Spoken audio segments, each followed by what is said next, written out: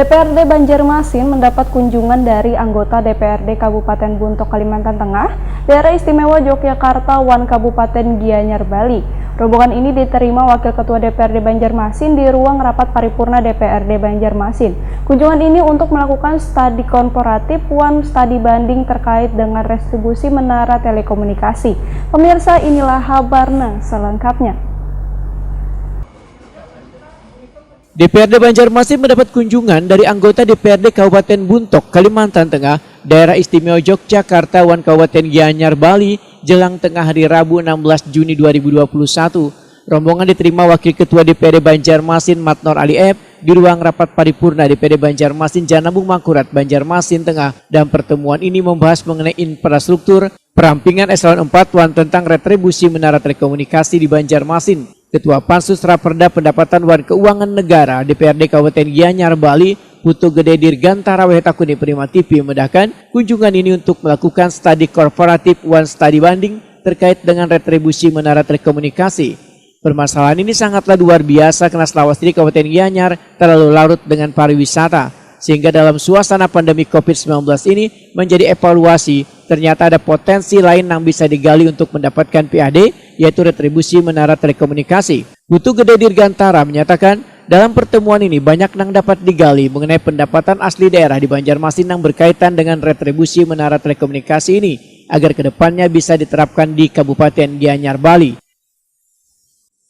Memang belum tergarap sama sekali ya, Pak? Kita sudah garap tapi kurang maksimal karena ini namanya teknologi, Pak. Ya, kita sudah ada perda tentang nomor 5 tahun 2003, dan itu perubahan 2018 perda nomor 15. Nah, sekarang perubahan selanjutnya karena ini kan perkembangan teknologi. Jadi kalau dulu diatur hanya beberapa titik terkait dengan menara, sekarang kan menaranya ada di di atas genteng, dan itu ada yang kamuflase kayak pohon seperti itu kan, ada yang menara tunggal, ada yang pendek di atas bangun dan yang lain.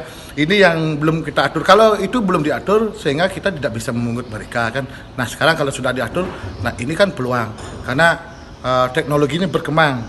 Justru uang itu banyak di sana dan kita memang harus tetapkan ini sebagai salah satu pendapatan dan itu diatur oleh undang-undang.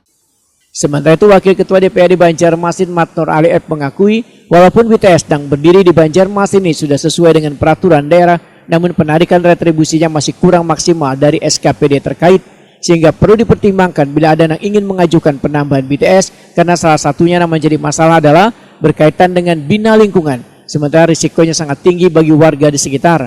Politisi Partai Golkar ini meminta dinas terkait untuk lebih mengedepankan pembangunan BTS bersama, di samping lebih meringankan pengusaha, bina lingkungannya pun bisa terjaga dengan baik karena diemban secara bersama-sama. Matnor Ali F meminta pemerintah kota jangan hanya terpaku pada pendapatan perdagangan wan jasa, namun retribusi menara telekomunikasi pun perlu ditingkatkan, karena Banjarmasin yang sudah smart city ini kedepannya akan lebih banyak kedatangan beban inspektor untuk menggunakan jasa BTS. Smart City, tentu BTS itu kan akan menjadi salah satu objek untuk penguatan Smart City kita. Tentu berkembang semua. Jadi investor yang berkaitan dengan elektronik, dengan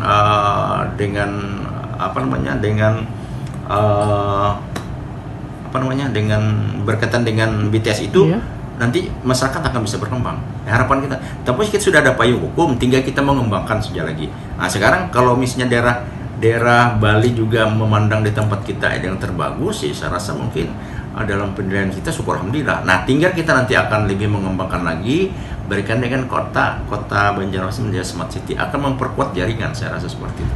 Investor akan lebih naik dia. Iya.